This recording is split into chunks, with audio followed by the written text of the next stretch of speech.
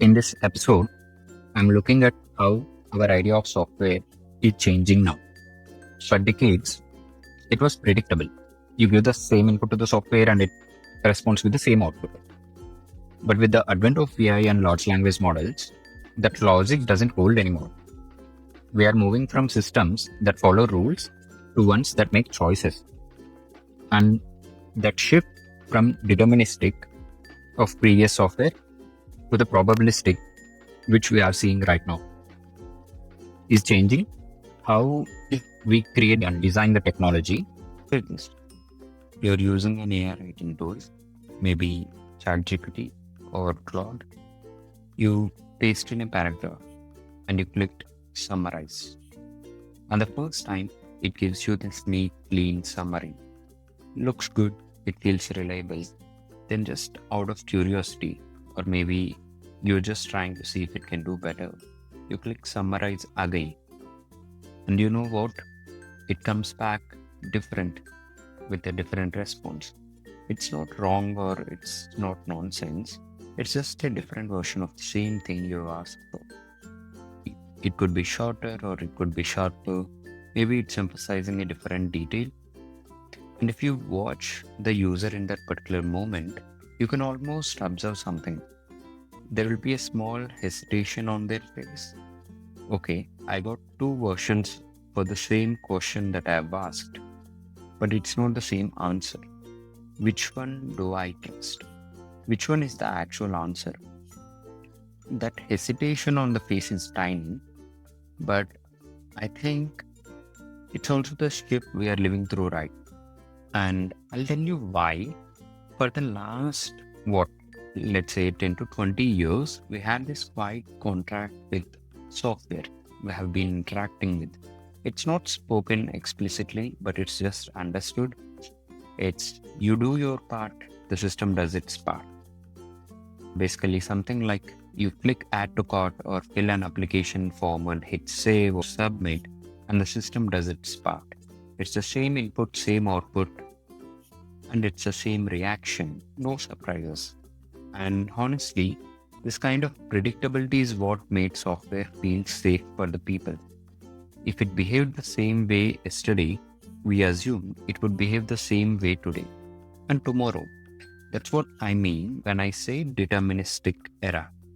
A calculator is a good example of being deterministic. You type 2 plus 2 and it doesn't wake up and feel creative. It doesn't give you a different answer depending on the mood. It gives you 4 every time, and that consistency trained our brains. It shaped our expectations, and that made us feel safe around the technology. But with AI, especially large language models, that old contract is changing. Now you ask a tool to rewrite a sentence or draft an email, or you ask an agent to do something and it responds, it performs. But if you ask the same thing again, you might get a slightly different response. And here's the important part. That difference is not a bug. It is the system doing what it was designed to do. Because these AI tools don't only execute instructions, they interpret them. This is the paradigm shift that's been happening from traditional software of deterministic to the AI tools which are probabilistic. There is not one perfect output. In older software, we use it to code it like if this, then do that. It's very direct, very fixed. But with these models, it's more like there are multiple possible outputs, multiple reasonable ways to respond, and the model chooses one based on probability. A simple analogy is coffee. You go to a coffee place and order your usual, then you go tomorrow and order the same cup of coffee. It is still coffee, it is still good, but it won't be identical down to the last detail. Maybe the milk foam can look different, maybe it tastes a little bit more bitter. It's a small variation, and honestly, that's normal. We as humans do that. Even when we cook the same dish twice, it won't be perfectly identical. So in that sense, this new kind of software feels a little bit human-like, not because it is human, but because it produces the variation. Here's a simple way to see what model is doing in behind the scenes. Let's say a response is giving output as the sky is. Now the model has options for the next word prediction. It could be blue, it could be clear, it could be gray, and all of them can fit for this particular sentence. None of them are crazy, but the model doesn't treat them equally. It assigns scores, something called probability scores, and the scores for each one differs. The blue could be more likely, maybe the gray is next, maybe clear is also possible. Then it picks from this particular set of list, which are samples. Usually it picks the most likely word, but not always. That's why you can ask the same thing twice and get two slightly different answers. And yes, we can tune this, we can make it more consistent or more varied, but in default settings, it usually leans towards the most likely next word. And it's not choosing randomly for fun, it's using the context you gave, the patterns, your prompt, and whatever it has from the conversation context so far, trying to predict the next probability scored word. Now, this creates a design problem, don't you think? Because if the system can vary its responses, if it can choose between multiple outputs or actions, then we are no longer designing for a single path. We are designing for a range, a space of possible behaviors. So we should not ask, what will the model say? Now, this creates a design problem, don't you think? Because if the system can vary its responses, if it can choose between multiple outputs or actions, then we are no longer designing for a single path. We are designing for a range, a space of possible behaviors. So we should not ask, what will the model say or do? We have to ask, what kinds of things might it say? And how do we keep that range useful, safe, and understandable? Let's make it concrete. Let's take an example of an AI writing tool. You give it a paragraph and say, rewrite this. That request doesn't point to one perfect rewrite. It points to many. On one end, the output might be technically correct, but it feels robotic. On the other end, it might get too casual or add extra meaning or drift off topic. So, our job as designers is not to force one right answer. The job is to shape the range. It's less like controlling every move of the AI model and more like setting the conditions for good moves. Because you can't choreograph every word in a good conversation. What you can do is create an environment where the conversation stays respectful, useful, and on track. And this creates two hard questions. The first one is about the trust. How do we design trust when the system is not perfectly repeatable? What I mean is, when the same input doesn't always give the same output. And how do we help people stay calm even when the tool surprises them with different responses for each time? Because from a user point of view, it can feel weird. You ask once, you get one answer. You ask again, you get a different answer. And the user is thinking, wait, what changed? So how do we make this kind of unpredictability feel ordinary? Like something you can work with, not something you have to fear. And the second question is deeper. Instead of asking how do we eliminate uncertainty of the responses, a better question is how do we make the uncertainty usable?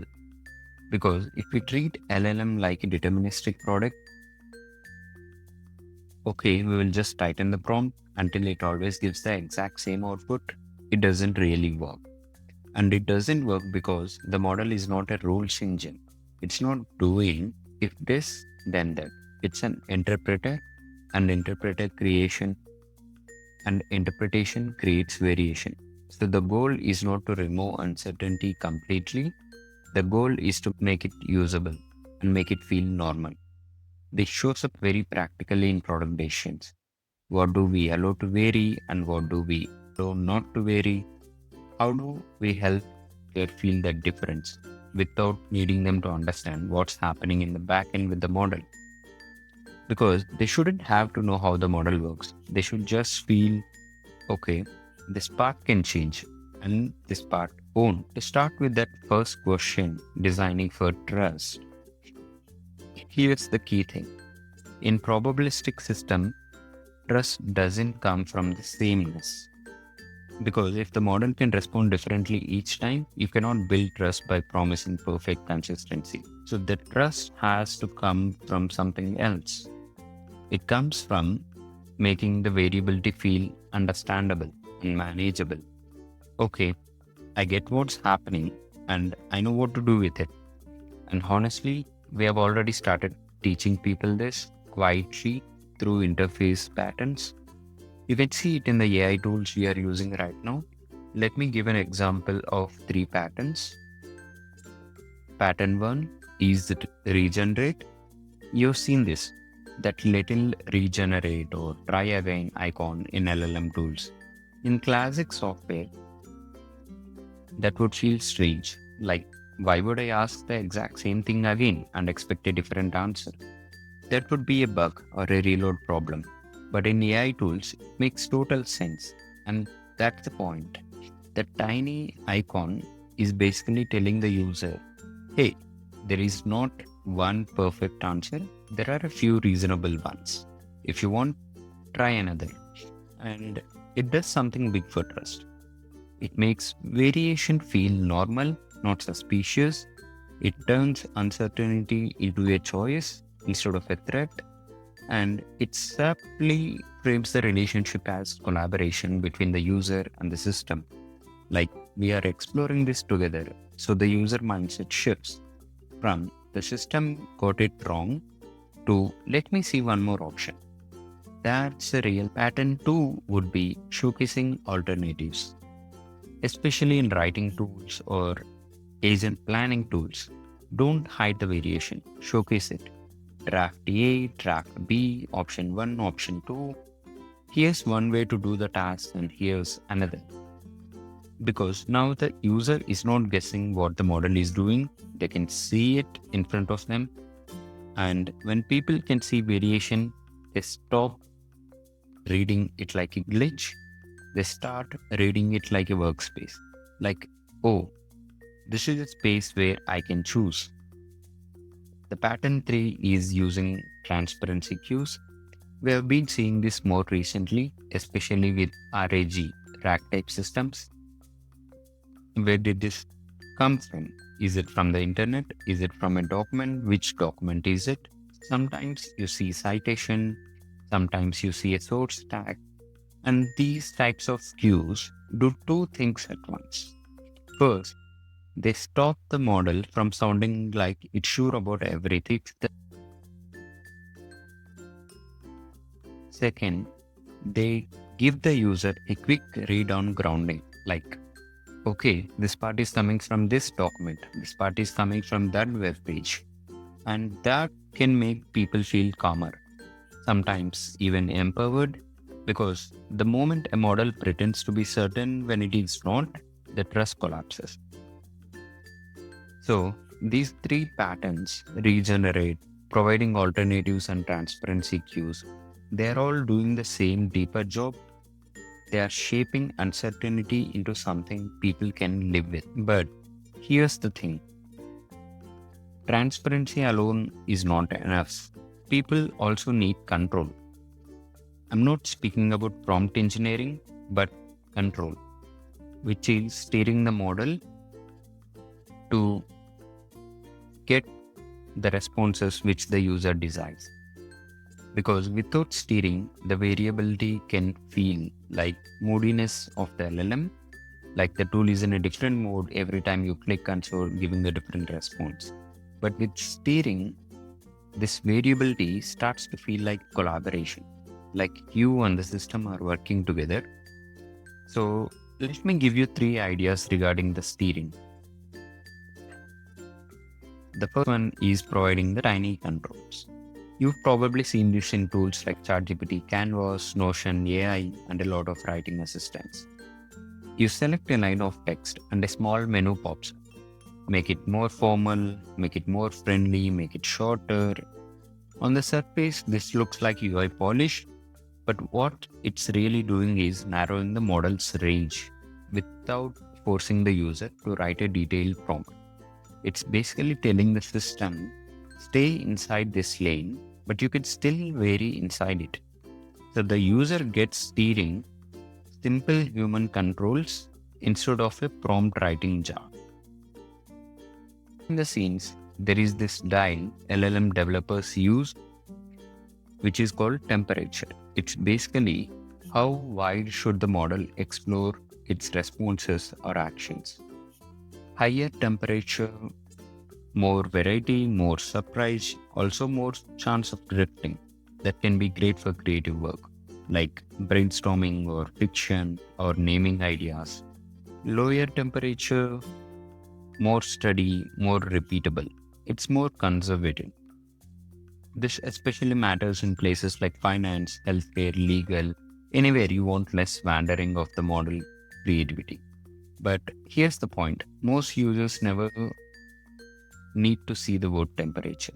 If we expose a slider that says zero point 0.2 to zero point 0.9, we will confuse people. What they actually need is the experience of it.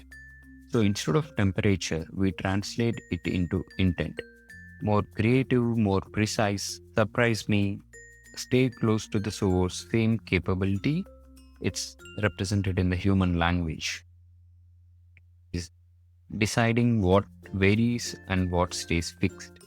This is a key move for trust because in a lot of real workflows, users are uploading documents, images, notes, contracts, reports, a lot of variety of files that's getting uploaded. And we have to design the model's output like a structure.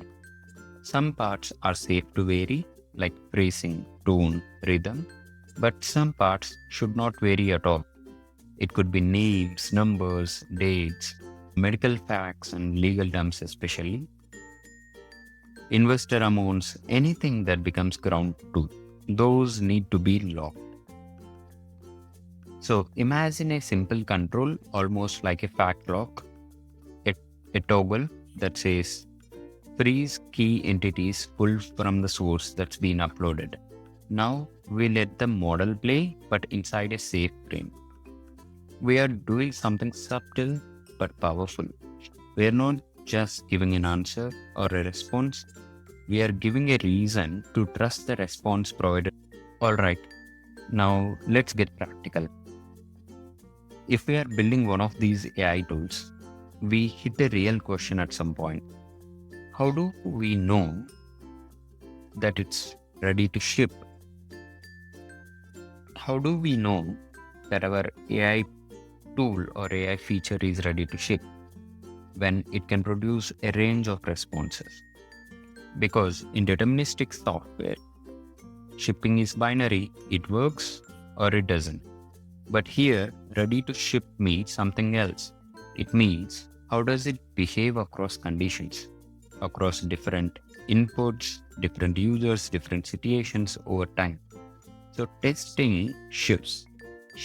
It moves from a checklist of work, doesn't work to something closer to studying behavior over the time.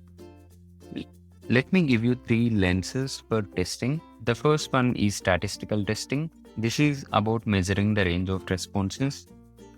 You run the same input many times, sometimes dozens, sometimes hundreds, and you see how wide the variation is. And you watch a few things. Is it stable enough for this context? And when it varies, does it vary in acceptable ways or does it drift into weirdness too often? Does it hallucinate too often? And if the variation is too wide, you don't fix a bug like old software, you tune the system. temperature, prompt, context, data, constraints, you narrow the space. The second lens is red teaming. This is pushing the model into the corners on purpose. It's basically stress testing your own product. You try to break it with tricky inputs, edge cases, sensitive topics, confusing prompts, because your product won't live in one clean environment when it's released. It's going to meet different audiences, different countries, cultures, and contexts. And the corners are where the trust usually dies. So instead of celebrating the best outputs, we go hunting for the failure modes. Where does it behave badly? Where does it sound confident and wrong? Where does it become unsafe or misleading? The third lens is qualitative checks. This is the human lens.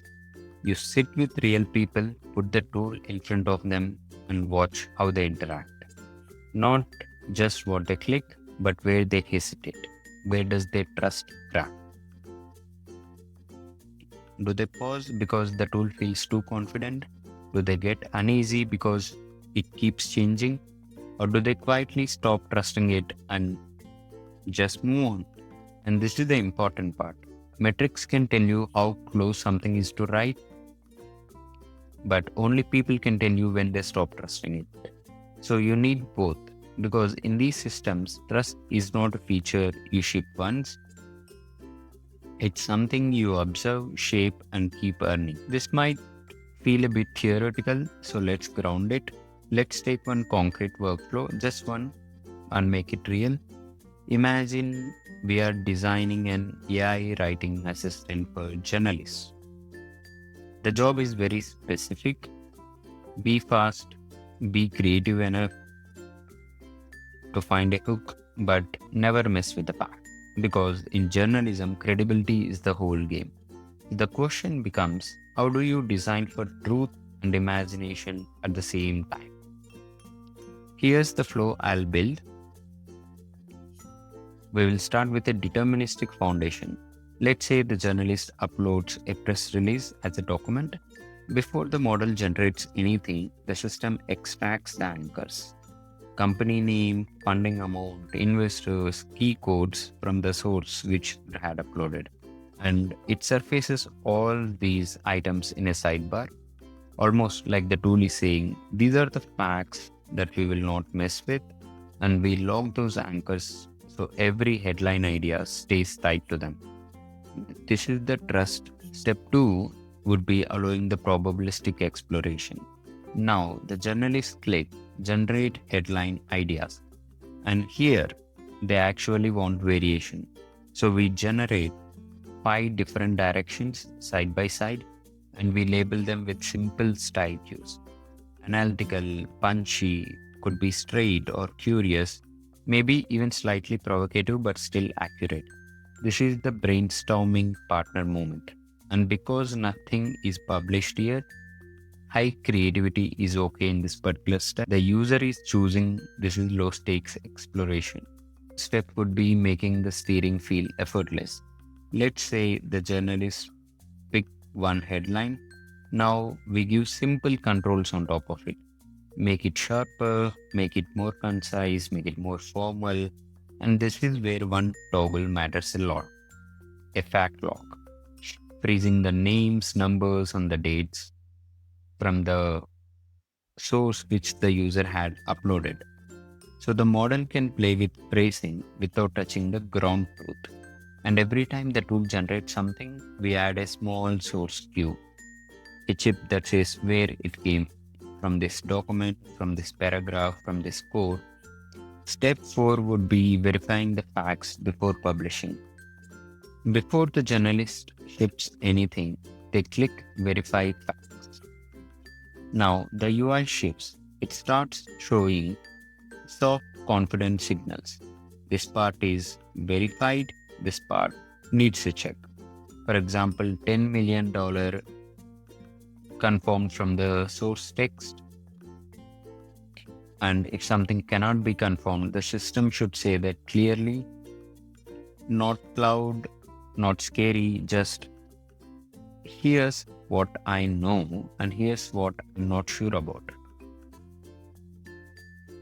And the step 5 is making the process visible. At the end, we show a simple review panel, initial ideas, refinement steps, verification results.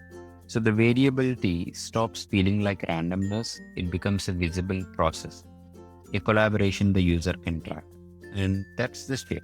Now, the model gave me different answers, but we went from exploration to refinement to grounded output. And if you zoom out, everything we have talked about reduces to a few simple principles to follow. Not a big framework, just a few things I'd keep in my mind when we design these AI tools. Three principles, three design principles. The first one would be surfacing uncertainty. Don't hide it, don't pretend it's not there. Surface it softly and clearly so the user can feel, okay, this part is solid and this part is more flexible. It's like letting the users know what the model know and what it doesn't. The second principle is designing for the steering. Give people controls that help them guide the system, not controls that force them to fix the model, not prompt gymnastics. Steering. So the user feels like they are working with the tool, not wrestling with it. The third principle would be balancing the randomness with the responsibility. Let the model explore where exploration is safe and useful, and lock what must not know. Names, numbers, facts, safety constraints. Tune the exploration, freeze the anchors. So uncertainty starts to feel like collaboration, not like chaos. And if I had to say the shift in one line, it's this. We are moving from software that executes to the software that interprets. And our job is not to find that. Our job is to guide it. So people feel safe, capable, and not tricked. So I'll leave you with one question. When you are designing an AI feature or AI tool, are you designing or are you designing for a good relationship with uncertainty? Thanks for listening to the first episode of Designing AI for Humans. In the next series of podcast episodes, we'll keep exploring how AI connects these technical possibilities with the real human needs. I'll try to bridge the research and design and the way we are actually building these kind of tools